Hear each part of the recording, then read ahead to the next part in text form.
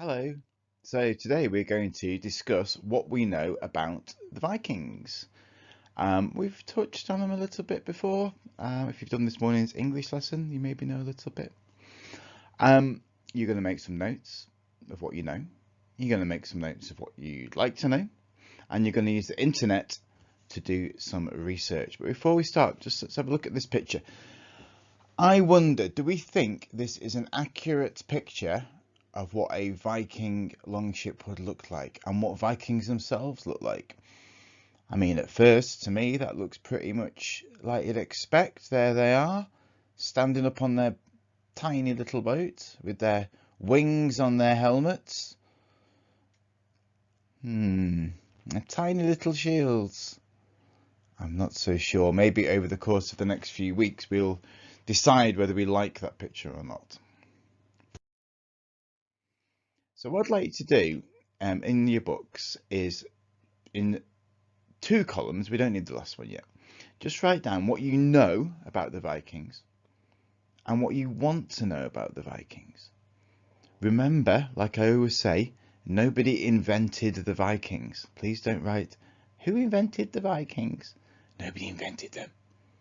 So we can't have that, but there are lots of other things that I'm sure you could ask about the Vikings. And at the end, maybe we'll come back and have a think about what we've learned. So, the Vikings came from the lands we now call Norway, Sweden and Denmark. This area is called Scandinavia. So we're looking at this part of the world up here. Here's Norway, here's Sweden, here's Denmark, and here is us. So what do we think Norsemen means?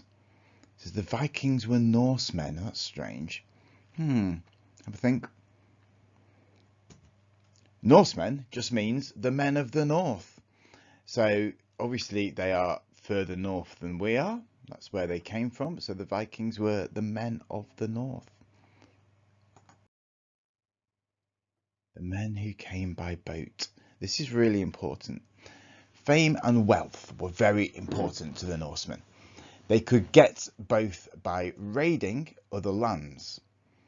So if they went raiding, which basically means setting off in their boats and going to other countries, landing, attacking people and stealing things, they could get fame and wealth. So the Norsemen who travelled by sea on the raids were called Vikings. So the people who stayed at home weren't really Vikings. Vikings was kind of like a job to be a Viking. It wasn't like a nationality. So some of these Norsemen, or Norse people, I suppose we should say, went off raiding and they were the Vikings when they actually did the raiding. They were exploring and raiding from the end of the 8th century, so that's the 700s, until the middle of the 11th century. So that's the thousands in years. And they travelled across the sea in ships called longships. Oh, here's a longship. Oh. Sorry, that was very silly. So what do you think it would have been like to travel on a longship? Have a little think and then we'll talk about it. So let's have a look. If you look, there's no kind of indoor space on this longship. Everybody's outside. The boat is, I mean, it's quite big as boats go, but it's not, compared with modern boats, it's not very big. A lot of oars, which means I guess people had to do a lot of rowing, which should have been difficult. Somewhere for these important looking people to stand. We've also got a sail, which means I guess if it was windy, we could be powered by the wind. Just think how wet you would get in there if the seas were rough and there's nowhere to shelter. Maybe it wouldn't be that pleasant being a Viking on a long ship, but they were very successful, so they must have been good at something. So what I want you to do is go online using Google or another search engine and find out where the Vikings came from. We've talked about that. Maybe you can add a bit more detail. When they started their raids, I did mention that. Let's see if you can find it again. Why they began to raid. Now that's interesting. Let's see if you can find out why they started doing this. And what attracted them to Britain? What was so good about Britain, which meant these Vikings wanted to come over and raid and steal and what have you? find the answers, and in as much detail as you can, write those in your book. So we're looking at full sentences, we're looking at proper descriptions. Imagine that the person reading it won't have seen the internet articles that you've seen, so you need to explain it to them.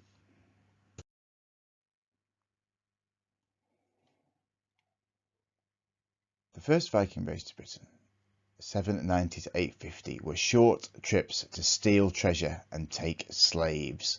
They only happened every so often, and only a few ships came each time. And we can see, so these Vikings were coming from here. Some of them went to Ireland, some of them went up here, that's the Orkney Islands. Some of them came down here to sort of eastern England.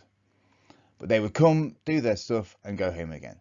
Eventually, they settled in Britain. Why might they want to settle in Britain? I mean, they've got somewhere that they live already over here. Why would they want to come and live in Britain? Pause the video for a minute and have a think.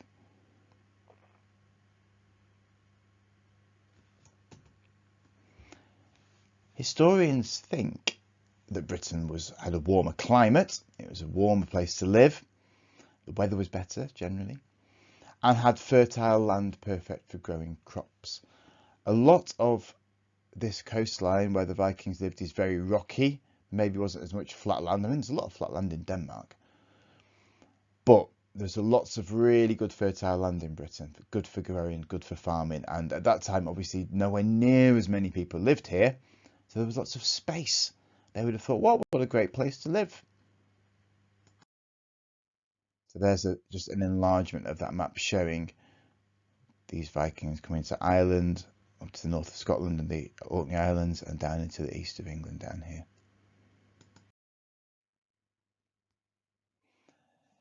So from farming to fighting, we talked about this a bit with the Anglo-Saxons as well. To own a ship and get it ready for raiding, a Norseman would have had to have some money. People still had money in those days of some sort, and you can't just fill a ship with Viking warriors and go off raiding if you can't pay anybody. So they would probably be landowners with wives who could run their farm while the Vikings were away raiding, and enough slaves to leave working on the farm. So they couldn't just abandon everything. Somebody had to keep things going back at home. And just while we're here, recently there is evidence that women came on these raids as well. More and more so we're finding evidence that they did. So it's not just the men going away and the wives staying at home, strictly. The crew of the Viking ship would be younger men or women hoping to make money and a name for themselves. The men would raid in between farming. So the landowner might oversee the planting of the crops in the spring, then set off raiding until harvest time through the summer, make sure the harvests were safely in, and then go back out raiding again until the winter storms made the seas unsafe. Which do you think the Norsemen preferred doing, farming or raiding? And if you were a Viking, which one would you have preferred to do? Let's have a little think and we'll talk about it.